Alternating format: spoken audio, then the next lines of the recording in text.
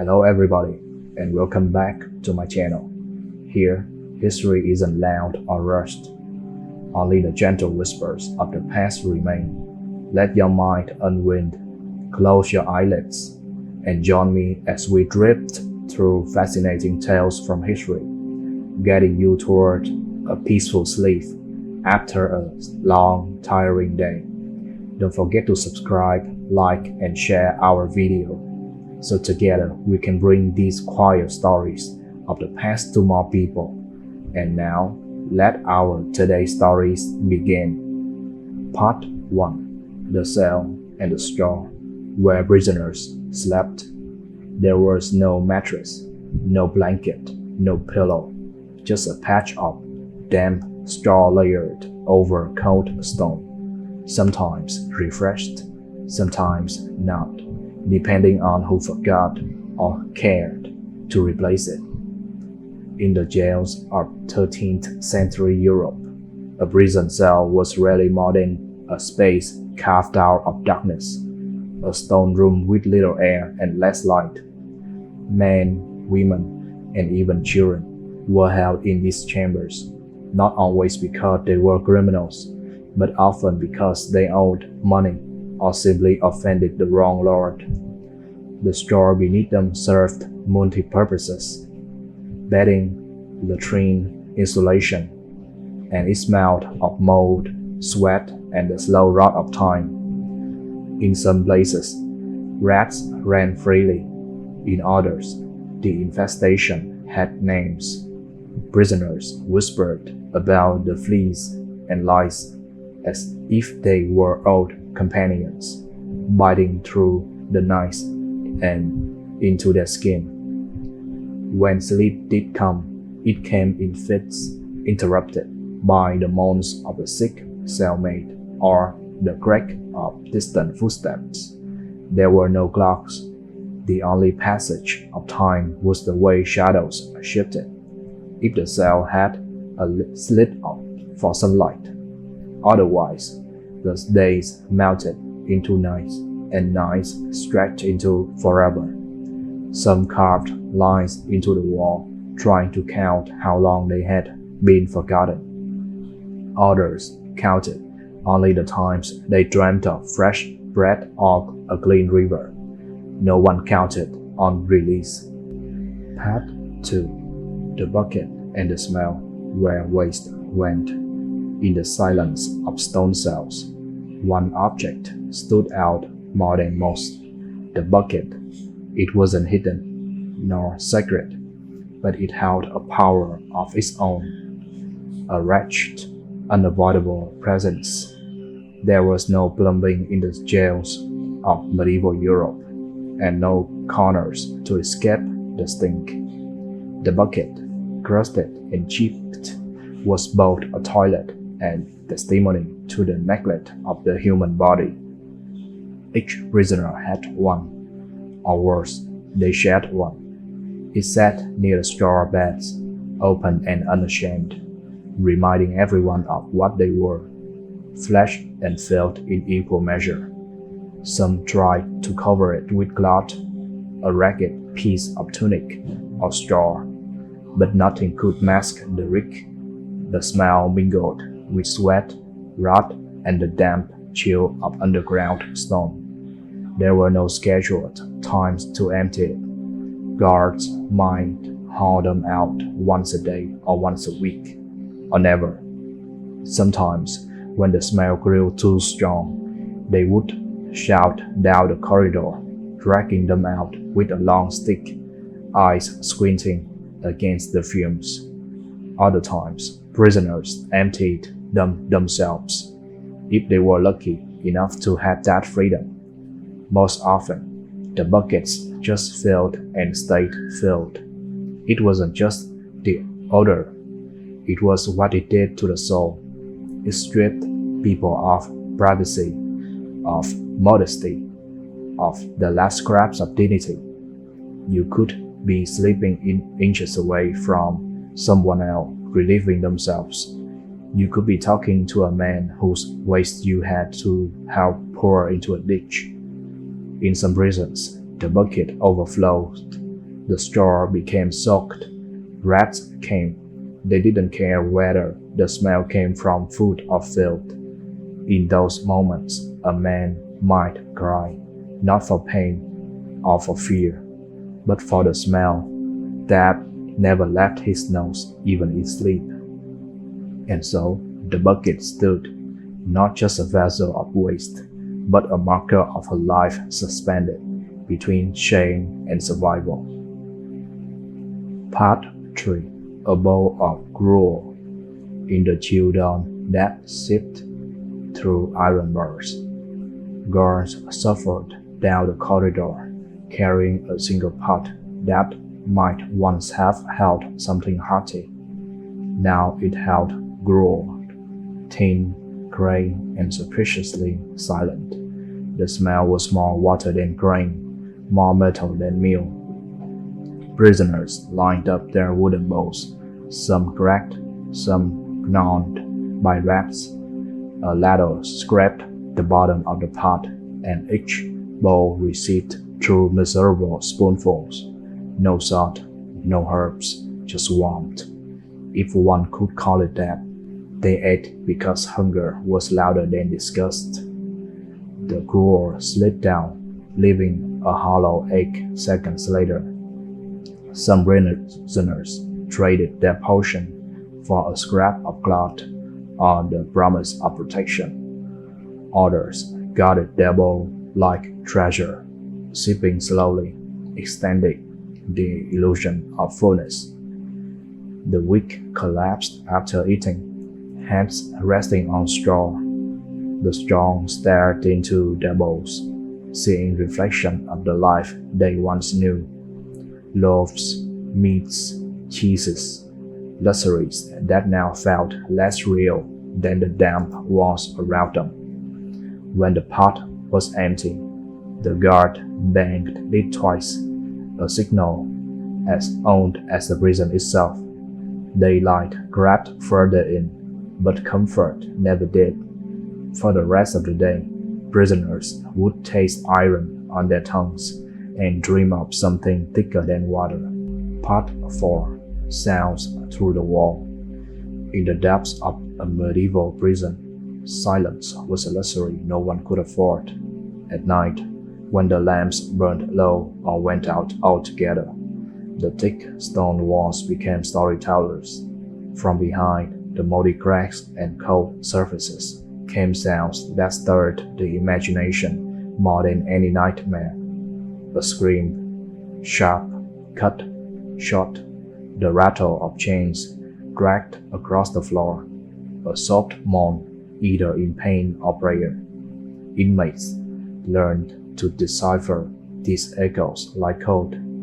The number of footfalls told you which guard was passing. A clank in the distance might signal a cell being opened or closed for the last time. The jangle of keys could mean hope or despair. Sometimes it wasn't the sounds themselves that were terrifying, but the sudden drop into complete stillness, because that often meant something had just ended. One prisoner, pressed against the wall at night, could hear the man next door whispering to himself. At first, it was words of comfort, then numbers, counting days, then, finally, just humming, a tuneless rhythm toward our madness. Even laughter, when it came, was worse than crying. It echoed with a wide, broken tone that made other prisoners turn away from the wall, pressing hands to their ears. No one saw what happened in the next cell next to theirs, but everyone heard. Part 5. Locked in darkness. In the deep heart of the medieval prison, there were cells that never saw the sun. No windows, no torchlight, no flickering candle to measure the hours. Just stone, sweat, and a silence so heavy it pressed on the chest. The prisoners locked in these depths, time lost meaning. They didn't know when the day began, nor when it ended. Hunger, thirst, the occasional clang of keys. These were the only signals that life still moved beyond the door. The darkness wasn't just the absence of light. It became a presence, thick and smothering. It crept into the eyes, making prisoners unsure whether their lids were open or closed. Some blinked endlessly, hoping to find a difference. Others whispered just to hear a voice, even if it was their own. The pitch black turned every crack into a threat, every breath into a reminder of how alone they were. Some scratched at the walls, not to escape, but to feel something, to prove their hands still existed. Some sang lullabies from childhood, their voices wavering in the stale air, but most sat motionless, backs against the damp stone, afraid of standing, afraid of falling, eyes opened, but blind, minds awake but drifting. They were not punished with whips nor with chains, just darkness, and that, for many, was worse. Part 6. Scratching on the stone. The stone wall was cold, damp and unyielding, yet over time it had softened, not physically, but through the desperate scratches of hands that had long since turned to dust. Each name carved into the wall told the story of someone who once sat in the same corner, stared at the same cracks in the ceiling, and wondered if they, too, would ever leave. Some names were clear, letters neatly etched with sharp stones or broken bits of iron. Others were nearly invisible, worn down by the passing of years, by grime, by the occasional careless swipe of a guard's boot. There were days, initials, tally marks counting days, or maybe years. In between the scribbles were prayers, pleas, curses, and simple words like mother, God, or free. For prisoners who had nothing left, scratching a name into stone was a final act of resistance, of remembering, of being remembered. It was proof. I was here. I existed. I mattered. They scratched when the guards weren't watching, or sometimes even when they were, bearing the pain of the whip just to leave behind a mark. Some carved poetry, fragments of songs, or half-finished thoughts. One message read, "He lies. I didn't." Another, "Tell Alice I kept the ring." And then simply, "Forgive me." No one came to clean these walls. No one painted over the sorrow. The stone remembered everything. Part 7. The Jailer's Glove. In the medieval prison, the jailer wasn't just a keeper of keys. He was the air you breathed, the food you ate, the pain you endured, and the mercy you begged for. His leather glove, stained and greased from years of use, became a symbol of both authority and barter. To some inmates, the glove meant violence. It was the hand that dragged them out for questioning, struck them without warning, or tightened shackles around bruised limbs. But to others, those who knew how to trade, it was the hand that loosened a bond, passed the crust of bread, or turned a blind eye for a moment. Whispers passed between prisoners. The glove took favors, a carved trinket, a whispered name, a promise from someone on the outside. These could soften the grip of that glove, just enough to make life in the cell bearable for a day or two. The jailer rarely spoke. His actions were enough. One prisoner remembered him lifting a ratty blanket off the floor and handing it silently to a shivering man who hadn't eaten in 2 days. No words, just a crack of leather. As the glove opened, another prisoner, less lucky, tried to plead for leniency with a prayer. The glove replied with a blow to the cheek and left the door open all night to the freezing wind.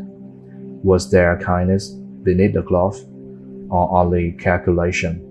No one ever saw his bare hands, only the glove. Part 8. The Public Pillory. In the town square, where the cobblestones were worn smooth by centuries of footsteps, stood the wooden pillory, sun-bleached, cracked, and splintered by time. This structure didn't need guards or iron bars to hold power. It relied solely on the eyes of the ground. A prisoner was brought out each day, head and hands locked into place, posture frozen in public disgrace. There was no yelling from the accused, only the quiet strain of shame settling in their shoulders. Surrounding them, townsfolk gathered not always in anger, but often in indifference, watching as if it were a routine task like drawing water or buying bread. Some brought rotten vegetables, but many brought only their glances that burned more than bruises. Children pointed, elders muttered. A dog lay by the post, and if the sense had lost its novelty, the punishment wasn't pain, it was exposure, hours that stretched long under the sun, measured not in suffering, but in silence and stares. And when the pillory was finally opened, no one cheered. The ground simply drifted away like smoke. The prisoner would rise slowly, skin marked by wood, pride marked by memory. The sentence had been served, but the imprint would remain, not on the body, but in the minds of those who had watched, and the soul of the one who had endured. Part 9. The Rusted Key. The key was old before he ever saw it. Ironed, turned reddish brown, flaked at the edges, as if it had absorbed centuries of despair. It dangled from the jailer's belt with a casual sway, never rushed, never noticed. But for those behind the bars, that key was not just iron, it was an idea, a possibility, a thing that could turn and change everything. He watched it from his straw mattress, watched it when he ate, when he sat, when he scratched lines into the stone wall. The rusted key became his sun, rising, setting, and always out of reach. Sometimes he dreamed that the jailer would forget it, leave it on a bench, drop it in the corridor, or offer it to him in an unlucky act of kindness. The dream always faded with the sound of heavy boots and iron doors. There were stories, passed in whispers. A prisoner who once stole it and almost made it out, only to be caught 2 walls from freedom. Another who claimed the key had no teeth, just rust and false hope. But still everyone watched it. Even the rats seemed to pause when the key clinked gently against the chain. Years later, when his name had been forgotten and his cell had a new tenant, the key still swung at the jailer's hip, still rusted, still hopeful, still out of reach. Part 10. Boiling Water and Broken Bones. In the bowels of the castle, where torches burned low and shadows rest thick against the damp stone, the sound of boiling water often meant something far worse than tea. Down there, the fire wasn't for warmth, and the water wasn't for comfort. It hissed and frothed in black iron pots, sending up clouds of steam that clung to the walls like ghosts of confessions past. The instruments of pain were laid out with an artisan's care, tongues for tooling, pulling, rags for stretching, ropes that left no visible mark, but dug deep into muscle and mind. Bones were broken in rage. They were broken methodically, a lesson etched in sinew and cartilage. Screams were expected. Silence was feared. There was a man who had once carved wooden toys for children.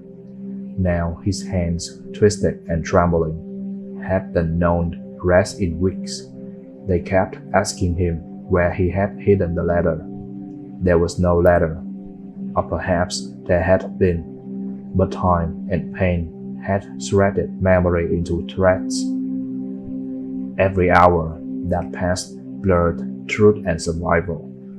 They always said, "You can't stop this, just speak." But sometimes the body breaks before the will, and sometimes even the truth wasn't enough, because the room wasn't about truth. It was about obedience, fear, and the sound of water boiling when all other words had failed. Part 11. The Torturer's Chair. Justice measured in pain. There was a chair in the far chamber, built not for comfort, but for consequence. It had no cushion, only wood and iron, with straps to bind wrists and ankles, and a high back lined with blunt spikes, not sharp enough to pierce at rest, but sharp enough to draw blood if one trembled. This was the torturer's chair, where justice was no longer weighed in words or evidence, but in the endurance of the flesh. Those brought to it rarely started as criminals. Some were accused by neighbors, others by whispers, and a few by mere association.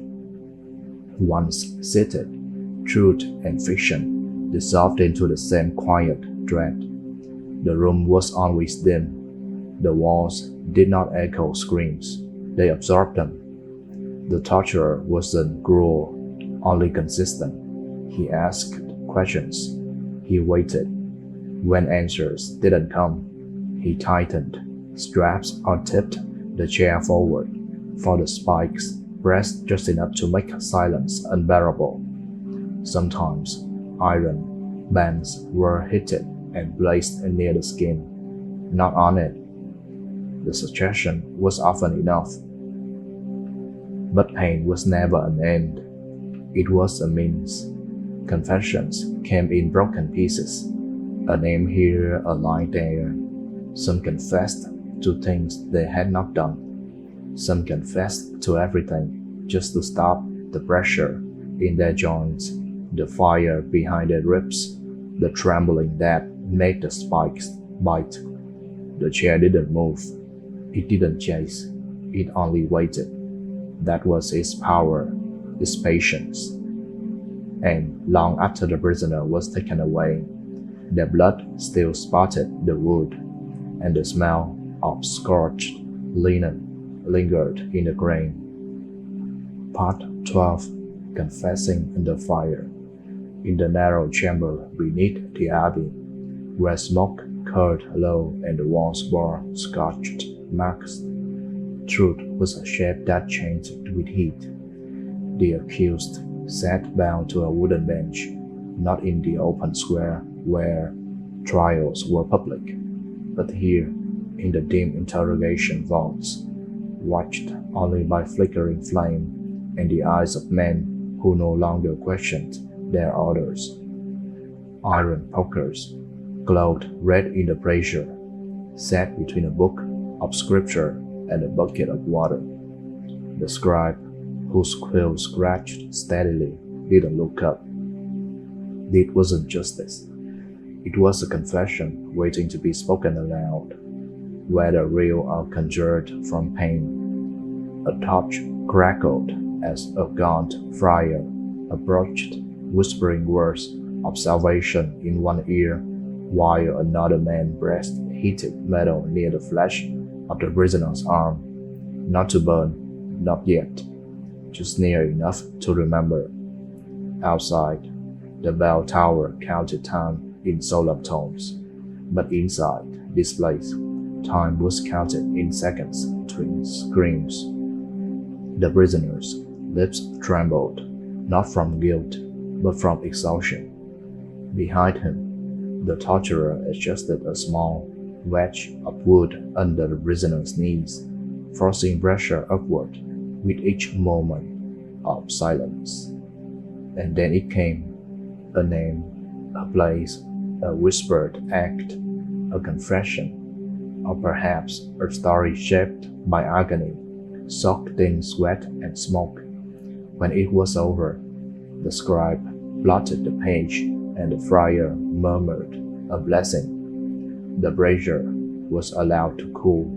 No one asked if the truth had been found, only whether it had been written. Part 13. Shackles and Silence. The clinking was never loud, but it was constant, a slow, metallic whisper that echoed across the cold walls, more persistent than footsteps, more familiar than any voice. Shackles, worn smooth by time, rusted by dampness, yet still strong enough to speak for the prison itself. In that silence, the kind only stone and fear could build, chains became the language of the forgotten. Some prisoners talked to them, others sang to them, but most simply listened. Each rattle told a story. Someone turning in sleep, someone reaching for the wall, someone tugging in frustration or habit or hope. In the deepest corners of the dungeon, there were no windows or no clocks, but the chains marked time, every shift, every sigh, every twitch.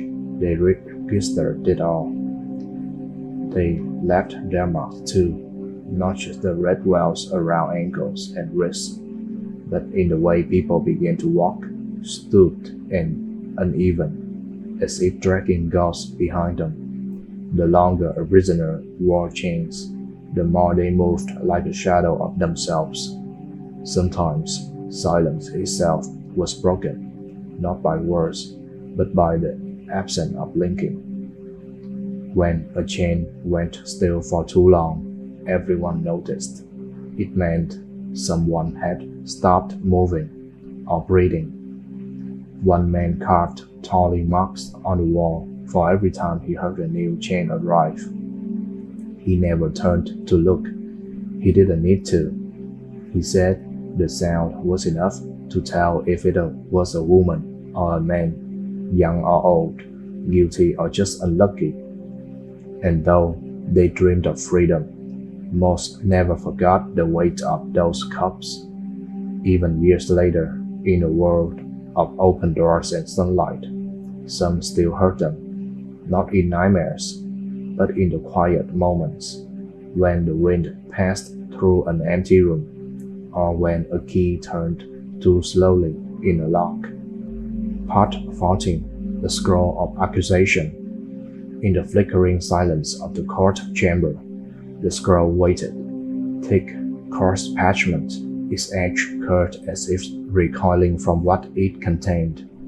No prisoner wrote their own accusation. That task fell the scribes and the guards, men who knew the right phrases to bind a person in guilt before the trial even began.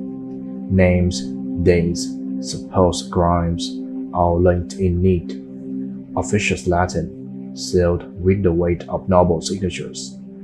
The accused, summoned in shackles, stood beneath the hanging crest of the court. They rarely understood the words spoken to them, often illiterate, always afraid.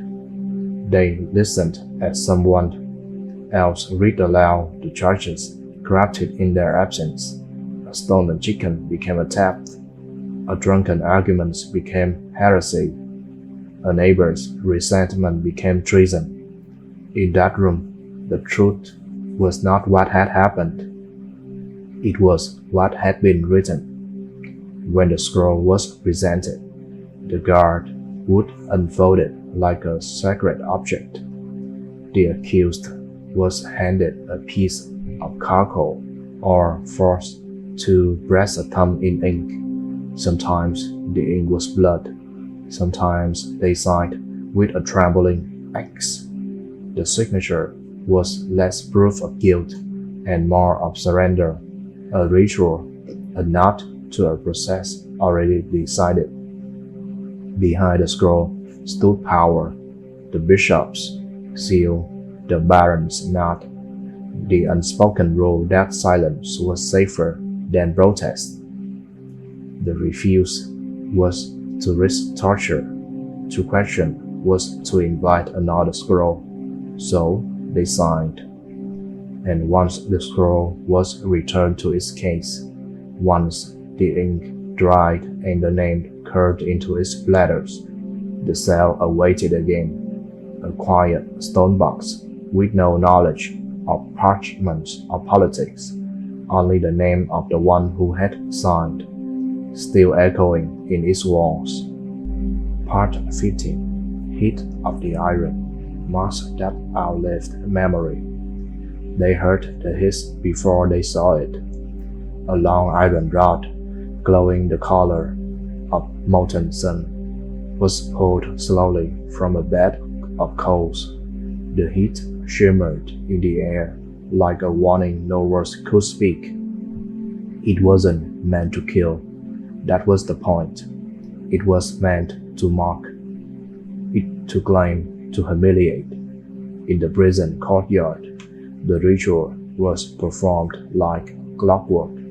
The blacksmith, whose face was as blank as the iron he held, never spoke.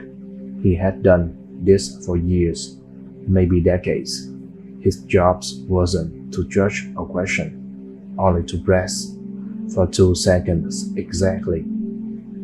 The prisoners chosen for branding were not always the worst. Some were thieves, others were just unlucky souls caught in the wrong place at the wrong time, or those who dared to speak against the wrong lord. Their crimes didn't matter once the iron touched their skin. When what remained was a scar, a symbol, a letter etched in skin that whispered for the rest of their lives, "This one belongs to shame." Men were held down, women too. Screams were not forbidden, but silence earned a shot of respect. The guards said nothing. Watching was enough, and sometimes the branded would stare at the sky or close their eyes, as if willing themselves into another world until the pain passed. But the mark didn't. It stayed, on shoulders, on backs, or even on forearms, where sleeves couldn't hide them. It lingered longer than sentences, longer than memory, and after there was no medicine, a rag or some ash maybe. The skin swelled, then cracked, then healed, but not really. The prisoners spoke of the smell, burnt skin, old fear, and iron. That was the real punishment, not the fire, but the knowing that no matter where they went, the world could always see what they had once been. No trial could erase it. No prayer could heal it. The mark outlived everything. Part 16. Kneeling before the court. In the chamber where light was rare, and justice rarer still, the prisoner knelt. His knees sank into the cold stone floor, worn smooth by years of others who had come before him, some guilty, some not, none truly heard. Around him, a semicircle of judges in heavy robes stared with unreadable expressions. Their hands clasped over scrolls, already inked with accusations. There were no lawyers here, no chance to speak freely. If the prisoner had a defense, he kept it buried behind cracked lips and a trembling jaw. Speaking out of turn could earn him a slap, a kick, or worse, a return to the chair with straps and irons. So he bowed lower, as expected. This wasn't about the truth. It was about ritual. The ritual of submission, of humiliation, of guilt already assumed. A scribe dipped his pen in ink and waited for the nod. The man in the center chair, older than the rest, gave it with a glance. A verdict was already decided before the question was even asked. The prisoner's eyes flickered upward, just once, catching the candlelight on a brass crucifix above the dais. Maybe it was forgiveness he hoped for. Maybe it was just a moment of stillness to remember something, anything, outside of this place. He would be taken back to the cell when they were done. But here, on the stone floor, before the eyes that just and never wept, he had knelt like so many before him, a ritual as old as the chains on the wall. Part 17. Laundry Day in the Dungeon. In the dark underbelly of the castle, where stone walls wept and the smell of mold clung to every surface, Laundry Day arrived not with relief, but with dread. Once a fortnight, if fortune allowed, a battered wooden tub was dragged into the middle of the prison corridor, dislodged with tepid, gray water, scented faintly with lye and strongly with draught. Prisoners were summoned, one by one, or in pairs if the guard was feeling cruel, to scrub their only garments against rough stones or against themselves. There were no brushes.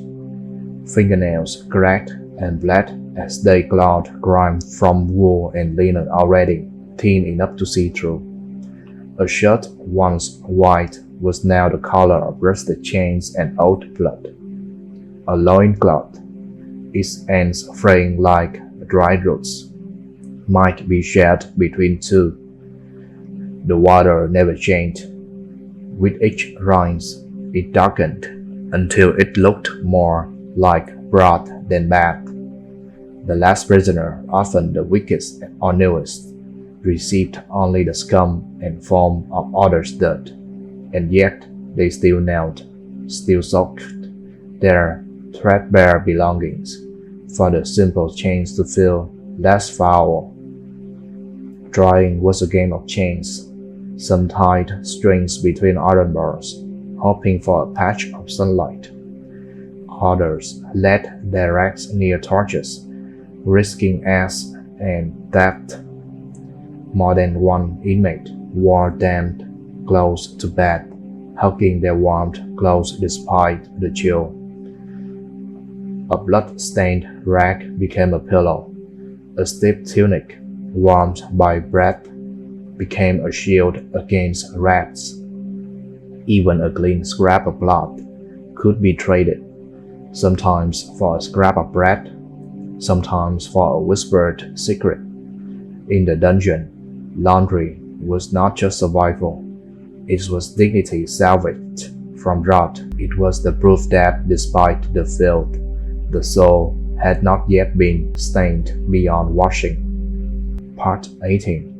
Garlic and rats in the corners where light refused to go, where even the dampness of the dungeon seemed to rot slower. Something managed to rive. Garlic and rats, two things that shared a curious bond, the ability to survive. Inmates would sometimes press globes of garlic between stones, hoping the smell would keep disease and vermin away. It never quite worked. The rats came anyway, fat from crumbs, fearless from familiarity. They ruled the cracks and crevices, bold enough to sniff sleeping faces and gnaw at corners of the thin blankets. Garlic, on the other hand, became something more than just a superstition. For some, it was a talisman, tied on string and worn around the neck. For others, it was food, medicine, or a bitter comfort against the stench of rot and waste. A prisoner once whispered that the guards feared the plague was so strong. He allowed garlic to be kept, believing it was safer than taking it away. Another swore that a glove hidden under the tongue helped him dream of fields far from chains, far from the scratching paws and sharp little teeth. In the darkest cells, garlic bulbs sprouted in old chamber pots, green shoots curling toward unseen sun. They were ugly miracles, fragile but defiant, a reminder that even in places meant to erase life, something still tried to grow. Garlic and rats, the prisoners of the dungeon that no one chained, yet no one escaped. Part 19. Vermin in the blanket. The straw was no longer soft, the cloth no longer comforting. In the damp corners of the dungeon, the threadbare blanket meant to offer warmth had become a battlefield. It moved, twitched, and occasionally bit. Tiny lives made homes in its folds, lice, fleas, and worse. Prisoners would lie awake, scratching skin that never stopped itching, sleep stolen not by nightmares, but by the claw of unseen legs. Every night was a silent war. Some wrapped themselves tighter, hoping suffocation might slow the swarm. Others threw the blanket aside entirely, choosing cold over crawling teeth. There were whispered tricks passed down cell to cell, like soaking the blanket in sour water or placing it in the sunlight. If sunlight ever came, most methods failed. A blanket was not just a blanket. It was a luxury, a right, a curse. It was the line between silvering dignity and the total loss of control. Sometimes, a prisoner would barter weeks of rations for a cleaner one, only to find it just as alive with vermin. And sometimes, someone would sit in the dark, blanket across their lap, plucking one bug at a time, whispering to them like old enemies. There were no screams about the vermin, just groans, slaps, sudden twitches in the dark, the quiet sound of cloth being scratched raw. And in the morning, those who managed sleep wore red trails across their skin like tattoos of defeat. Part 20. The Priest's Visit. In the dim corridors of medieval prisons, where suffering hung like mildew and the days melted together in a blur of silence and pain, the arrival of a priest was like a crack in the stone letting in air. Not every prisoner received this visit, only those who were near their end, or those whose spirits had begun to fray enough to ask for it. He came not in grandeur, but in a robe dulled by use, bearing a small cross tucked against his chest, and a satchel containing a Bible, a wooden rosary, and sometimes a crust of bread. He moved with quiet purpose, nodding to the jailer, who often watched with half-bored suspicion. The priest's voice, hushed by necessity, carried more weight than any official decree. He did not bring freedom, but he brought the possibility of release of another kind. Inside the cells, he knelt on cold floors, speaking softly to the condemned, listening without judgment. He heard stories that had never seen a sunlight, of stolen bread, of wrongful blame, of regret, too late to fix anything. Some prisoners wept, some spat, some asked if there was still room for them in God's sight. And always he answered yes. He offered no miracle. His fingers didn't heal bruises or loosen shackles, but he placed a hand on the shoulder, chased the cross into the air, and whispered forgiveness into ears that hadn't heard kindness in years. When he left behind no objects, no signatures, just the echo of prayers and the memory of a man who dared speak softly where screams had lived. Part 21. The Trial Without a Voice. In the stone chamber that served as a courtroom, silence often weighed more than any testimony. The accused, dragged in from the cold cell, stood barefoot on uneven floors, flanked by guards whose hands never left their hilts. There was no defense counsel, no legal training, no notion of presumed innocence, only the charge, the scribe, and the eyes of men who had already made up their minds. The judge's voice echoed through the vaulted ceiling as he read accusation the prisoner had never heard before. Words like heresy, thievery, rebellion, spoken swiftly with no explanation, like pronouncing a weather report. When asked to respond, the prisoner opened his mouth, but the room did not wait. Testimonies had already been gathered, often from neighbors too afraid to speak in person, or from confessions squeezed out of someone else the night before. The only voice that mattered had already been recorded on parchment by someone else's hand. At times, the accused tried to cry out about what truly happened or about what hadn't, but every word was met with indifference on the back of a guard's hand. The trial, if one could call it that, was less a question of guilt than of ceremony, just enough ritual to say it was done properly.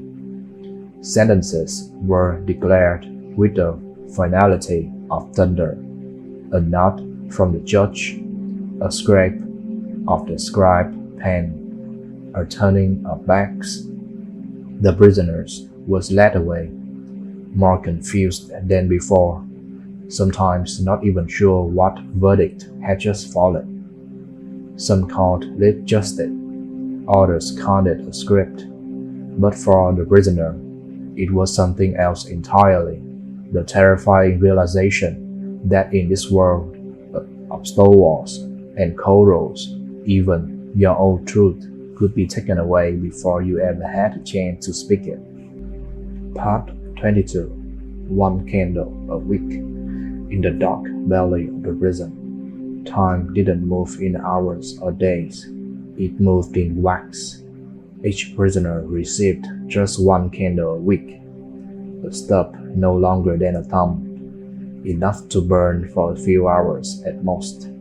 They hoarded it like treasure, lighting it only in the most desperate moments, to read a hidden letter, to see a wound, or to remember their own face in the reflection of thin. For many, the candle wasn't light, it was memory.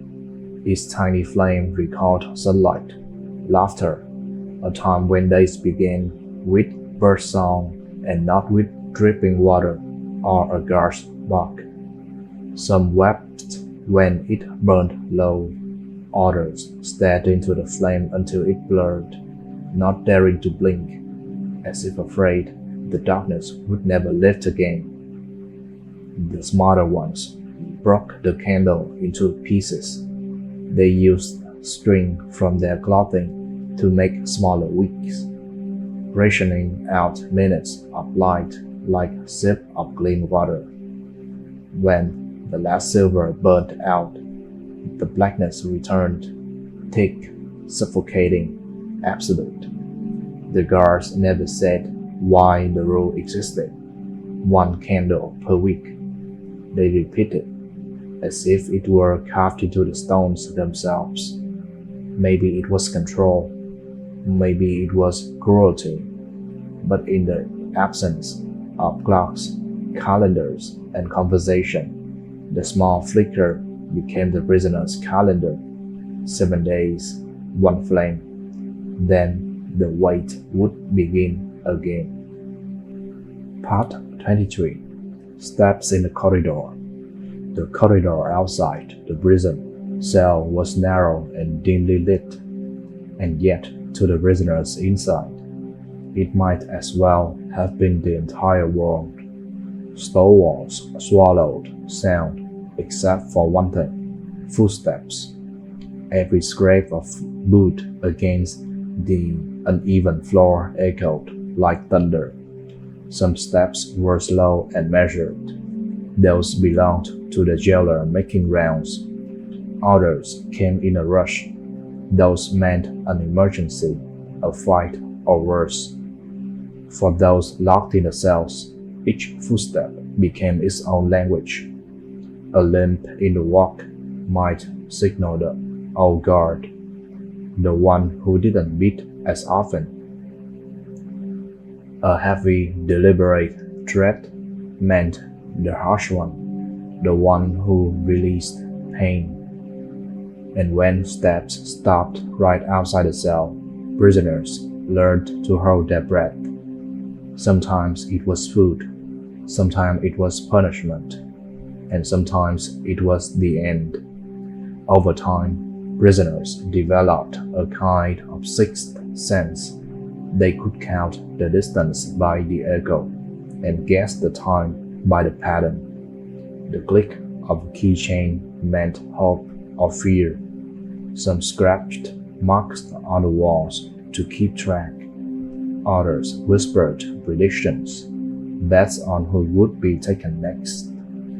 For the condemned, the footsteps was fate approaching. For the forgotten, it was the only thing that still moved.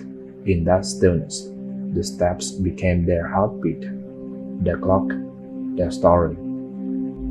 Part 24. Whispered stories of escape. In the stillness hours of night, when footsteps ceased and the rats had grown brave, something else stirred within the stone walls. Whispers, low and broken, half muttered through chattering teeth and split lips. The prisoners told stories, not of love, not of home, but of escape. No one had a full plan. Most didn't even have hope, but the act of whispering, of speaking aloud the possibility of out, was a rebellion in itself. They spoke through cracks in the stone, under racks hung to block side lines, and by tapping coals into the walls. Tales of men who vanished through sewers, who bribed guards with carved trinkets, who faked death with herbs and a rope. No one knew if those men had ever truly lived, but it didn't matter. Their stories kept hearts beating. One man drew a map with soot and spit on his palm, showing another how the tunnels might connect. A woman memorized the guards' patterns as if reciting scripture.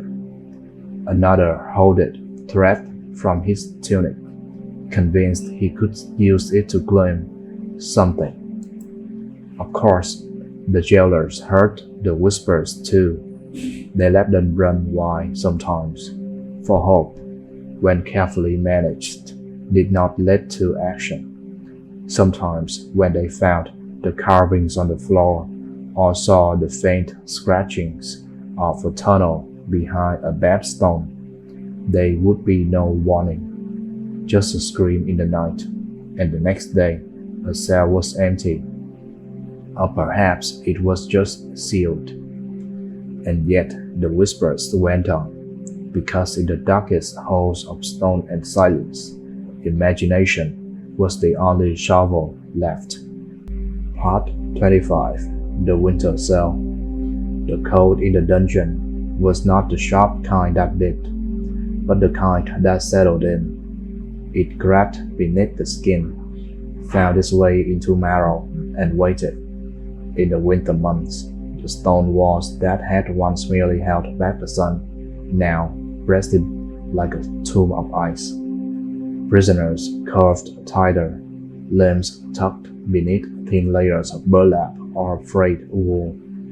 Some shared body heat under the unspoken pact of silence. Others sat alone, backs to corners, drawing breath through clenched teeth. Conversations faded. Hope, already thin, now seemed too brittle to speak aloud. Water froze in bowls overnight, and the gruel came colder than the air. Fingers cracked and bled, lips turned purple. The rats, hungrier than ever, dared closer, even crawling across shivering forms, too weak to push them away. The jailers didn't bring fire. Their torches flickered far down the corridor, casting long shadows that never offered warmth. On the rare occasion when a candle made its way into a cell, often smuggled in for favor, it was a treasure. Prisoners would huddle around the inch of flame, as though it could melt the whole room. Some survived by moving constantly, small shuffles, clenched fists, teeth grinding just to make a sound. Others sat still, meditating into numbness. There were whispers of men who forgot their own names during those cold nights, and there were those who never woke at all. Winter in the dungeon was not marked by snow, but by silence, and by the chill that moved like a spirit between the bars, choosing who to leave behind. Part 26. A book without pages. There was no paper, no ink, just books passed between hands. No pages turned to chase an ending, but in the mind that they could not change. In the darkness of the cell, prisoners told themselves stories. Some remembered tales from childhood, parables whispered by mothers over the cooking fire. Others composed entire epics aloud, narrating to the cracks in the wall. They spoke softly, so as not to invite punishment, yet just loud enough to keep madness at bay. One man recited an entire play, line by line, cast by memory and solitude. A woman spun myths of gods and sea voyages, threading hope into every detail. When voices failed or company was absent, lips moved in silence, mouthing imagined lines of dialogue only they could hear. Walls became forests, the dripping ceiling, the stormy sky, the straw on the floor, golden fields back home. Within the bleakness, imagination was rebellion. In place of books, they wrote on memory, their minds becoming libraries no jailer could unlock or burn. Even when beaten or starved, the stories endured, and when a new prisoner arrived, the stories were passed along, not as comfort, but as a way to hold on to something, not made of stone or suffering.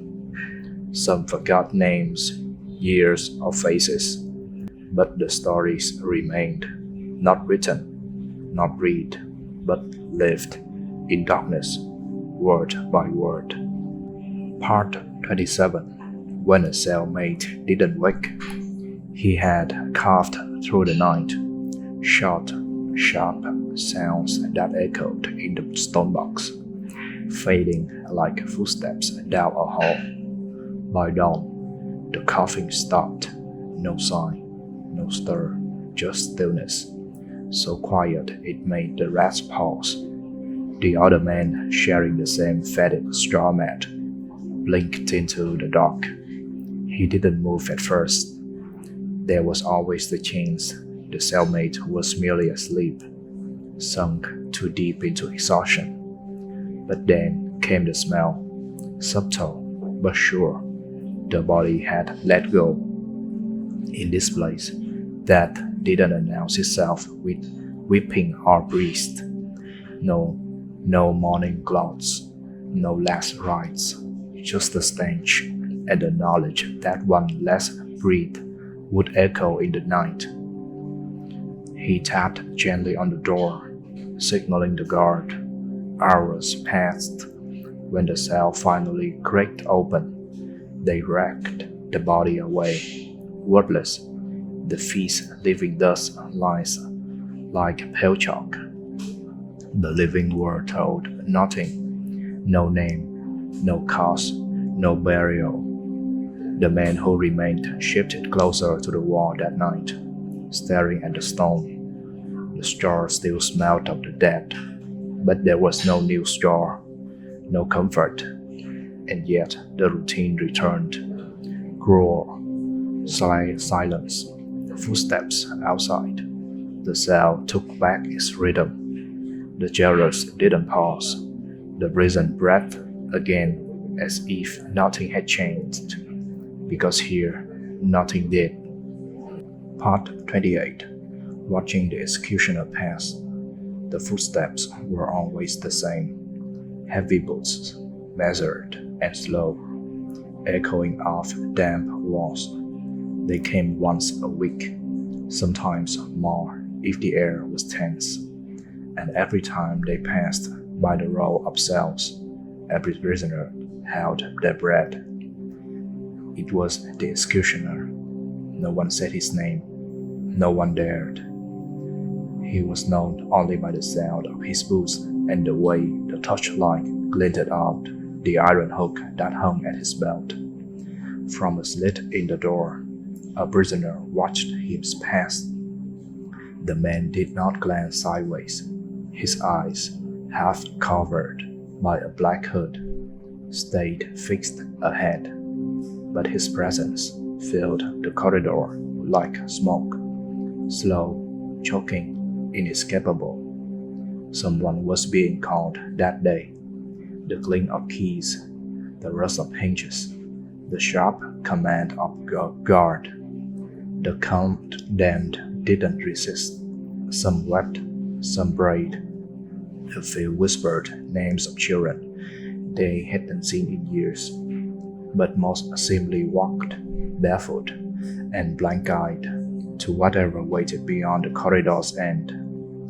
The prisoner watching clenched the edge of the slit, knuckles pulsed. He didn't know when his turn would come, only that it would. There were no trials here, only rumors. No one came back to speak of what they seen, and so they watched the executioner pass, each week, each time, until eventually, one day, it would be for them. Part 29. Sewing for the guard. The thread was coarse, the needle bent, and the cloth reeked of sweat. But she sewed with care, her stitches tight and even. The guard had tossed the tunic through the bars that morning, barking a single word: fix. No please, no explanation. But there was no need. She knew that was at stake. Prisoners did not get paid, but sometimes their hands bought them time, or silence, or a crust of bread less moldy than usual. She had once mended a torn glove and received an extra blanket. Another time, she embroidered initials into a guard sleeve and earned a wink that meant he might look away during contraband checks. So now, as she walked by dim light, her fingers trembled not from cold but from hope, a dangerous thing in a cell. She thought of her mother's hand, once teaching her to stitch patterns into wedding dresses. Now, those skills might earn her a second spoon of gruel or a delay in her punishment. She didn't dare ask for more.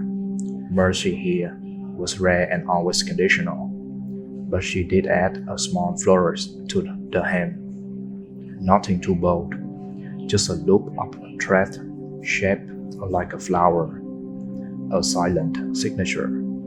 Later, when the guard returned, he held the tunic up, inspected it, then said nothing. But the next morning, there was a stale apple waiting at her door. She ate it slowly, chewing around the bruises, saving the seeds. Part 30. The letter that never reached home. The parchment was torn from an older ledger. Its corners were frayed, its surface rough, but it was all he had.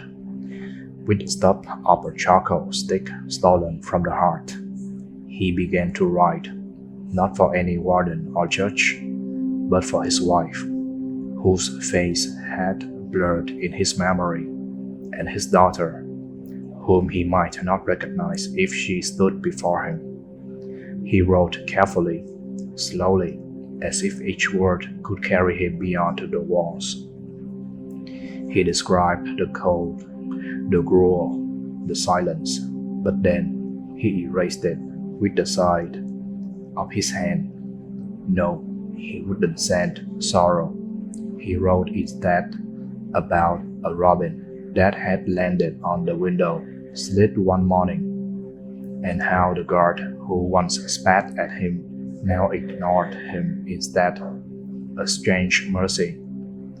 He folded the note with aching fingers, greasing it with more tenderness than he had shown anything in years. There was no envelope, no seal, no certainty, just fate. He waited for days for the right moment. When a kind-eyed breeze passed through the corridor, he pressed the letter into his hand with a whisper, "For my family, if you ever go near Elmsby." The breeze nodded but said nothing. Weeks passed, no reply, no sign. He didn't know that the letter never made it beyond the chapel fire. That hope, once folded with trembling hands, had burned into ash, like so many forgotten prayers. But still, every night, before sleep, he whispered, "Maybe tomorrow." Part 21. The day of sentence. The prison had its own clock, but it didn't tick with gears or bells. It beat in the silence of shared dread. On the eve of sentencing, the entire block seemed to hold its breath. No one knew whose name would be read in the morning. That was the cruelty of it. Even the innocent paced, even the guilty brayed. Every cough from the corridor, every turn of the key in the lock, sent jaunts through tired spines.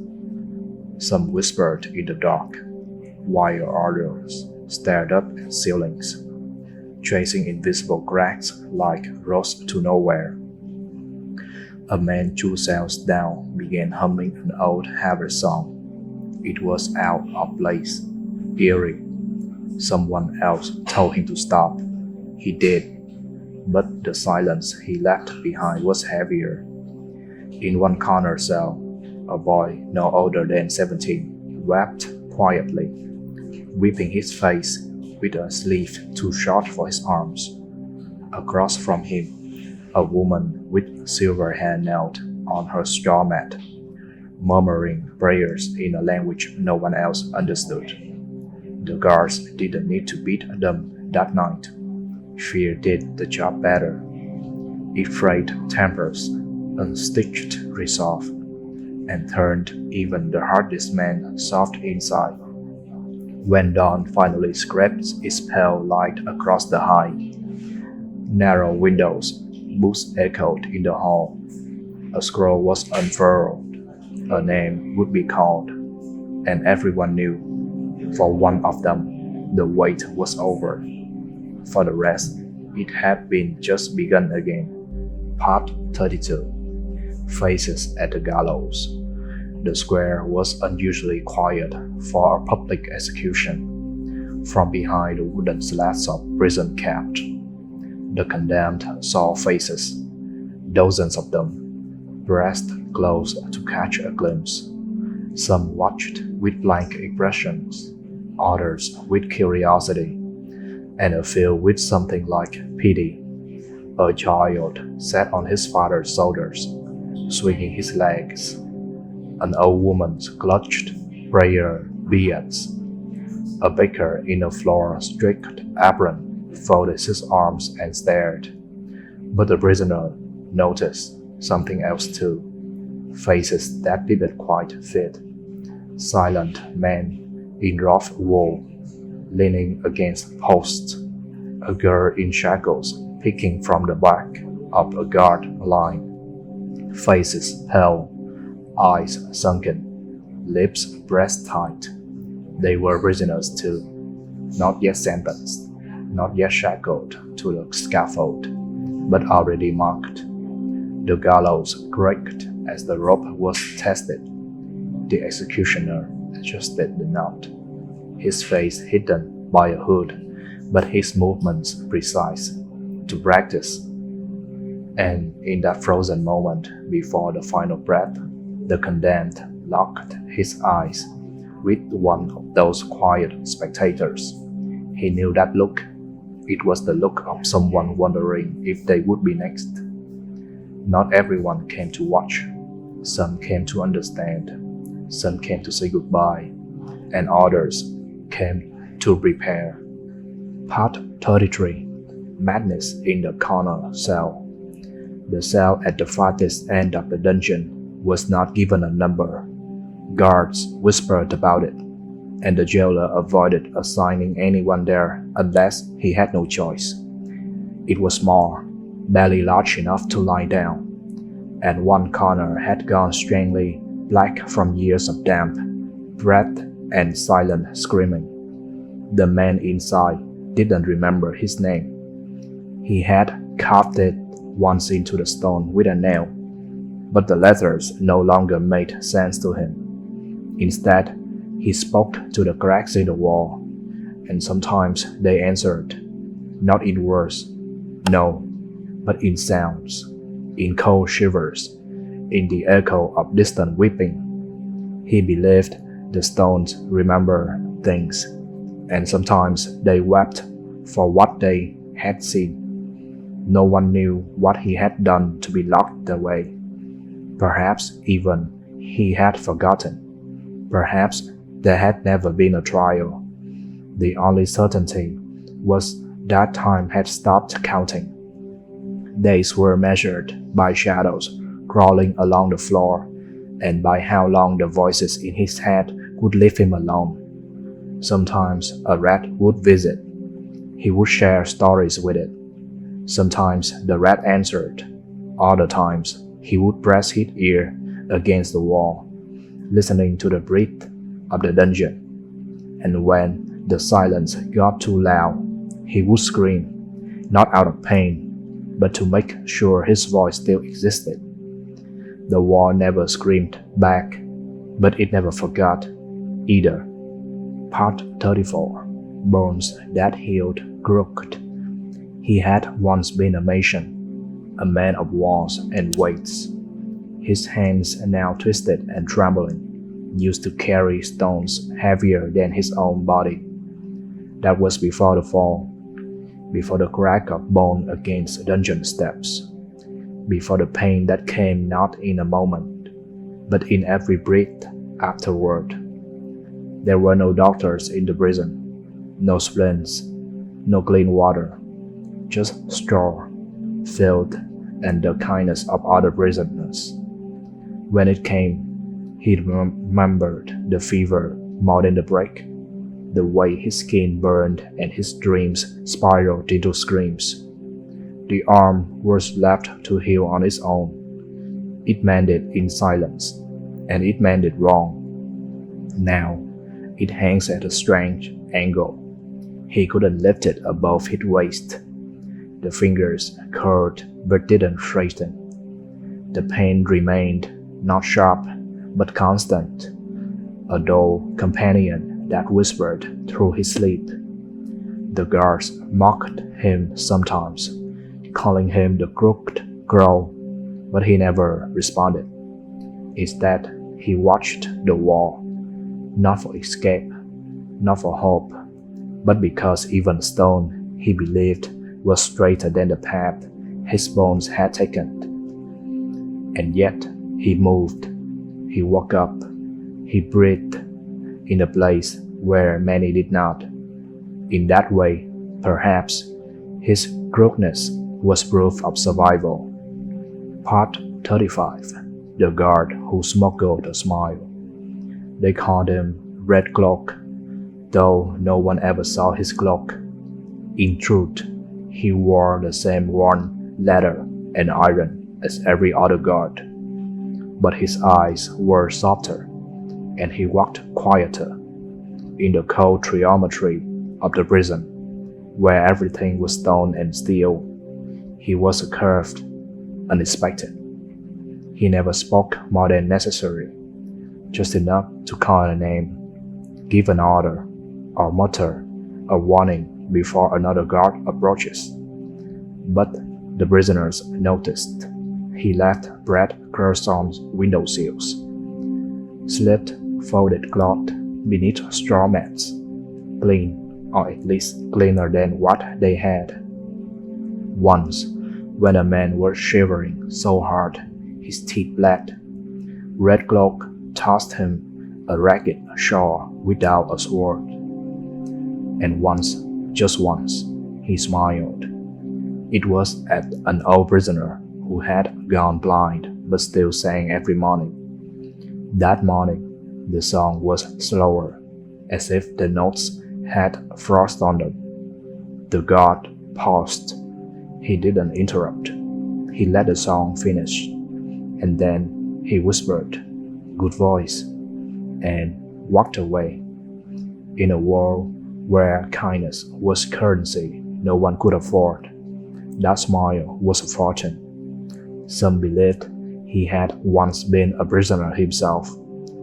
Others said he had a son behind bars in another fortress. It didn't matter. He belonged to both sides and neither. Long after others forgot his face, they remembered the warmth of a smile that slipped past iron bars. Part 36.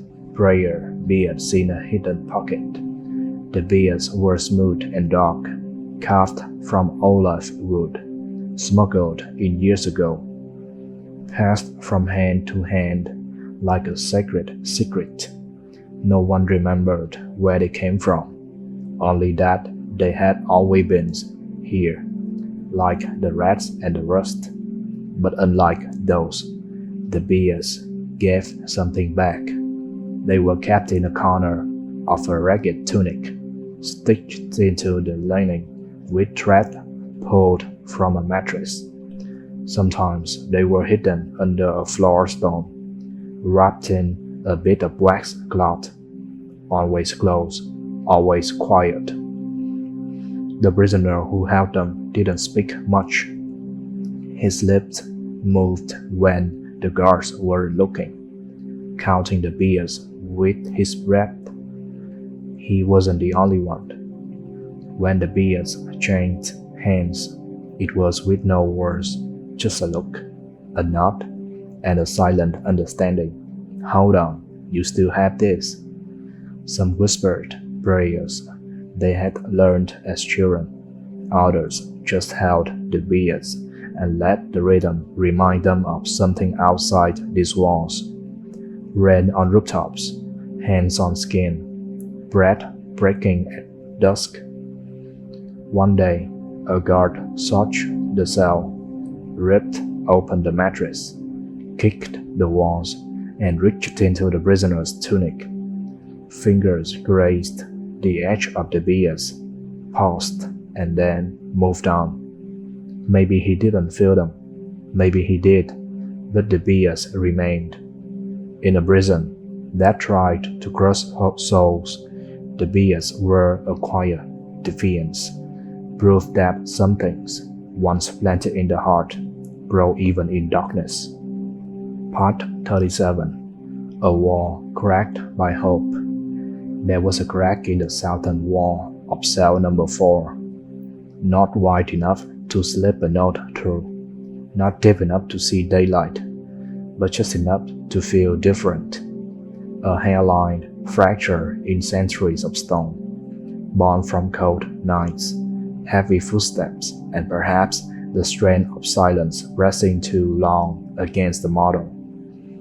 At first, it was just a line, but prisoners noticed it.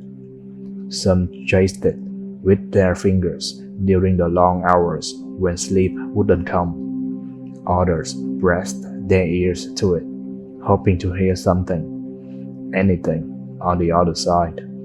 A mouse, a whisper, the world. It became more than a mark. It was a question. Could it grow? Could it live somewhere? Could it mean something? One man believed it was a sign. He prayed beside it every night. Another swore he saw moonlight flicker through it once, though the cell faced no window. A third prisoner, long since gone, had scratched tally marks around it, counting what? No one knew. The guards laughed when they saw it. The wall's still a wall, they said, but they were right. No one ever escaped through it. It never crumbled. No tunnel appeared behind it. But that wasn't the point, because in that cold, gray place, a crack was not just in the stone. It was in the despair. And some chose to look at that thin, jagged line instead of the endless blocks around it. They told each other, if the wall can break, so can the dark. Part 38. A loaf shared in secret. The bread came once a week, hard, dry, and cracked around the edges like it had been baked in another century. Most prisoners swallowed it without chewing, washing it down with whatever stale water they were given. But one week, something changed. In cell number 9, a woman broke her loaf in two. She didn't speak. No one spoke unless they had to. But her hands moved gently, offering the smaller half to the man in cell number 10. Through a hole between the bricks, they'd never seen each other's faces. Just shadows, just hands. The next week, he did the same. Then she again, then him. No words, just breath. The guards never noticed. The crack in the wall was too narrow. The exchange too quick. But those shared pieces weren't just food. They were proof that someone still remembered how to give. That kindness hadn't been erased by walls and whips. Over time, others heard the story. They began to share bread, a scrap of cloth, a boiled root smuggled in sleeves. It wasn't much. It wouldn't fill a stomach, but it softened the silence. No one knew their names. No one ever said thank you. But somewhere in the records of suffering, etched in no stone and spoken in no court, there was a line. a loaf broken, passed hand to hand in the dark, and tasted sweeter than freedom. Part 39. Digging without a plan. At first, it wasn't even about escaping. It was just something to do, something that made the hands dirty and the heart beat. The man in the corner cell had found a rusted spoon under a loose stone. Nobody knew how it got there. He didn't tell anyone, not at first. He just scratched at the floor while others slept or moaned in their fevered dreams. There was no plan, no map, no hope even. The dirt beneath the stone floor was damp, heavy, and endless, but the sound of metal on earth was hypnotic. It gave rhythm to the dark, a purpose to the hours that otherwise melted together like candle wax. One night, another prisoner asked what the noises were. The man lied. He said it was rats. Then later, he told the truth, not in words, but by handing over the spoon for a turn.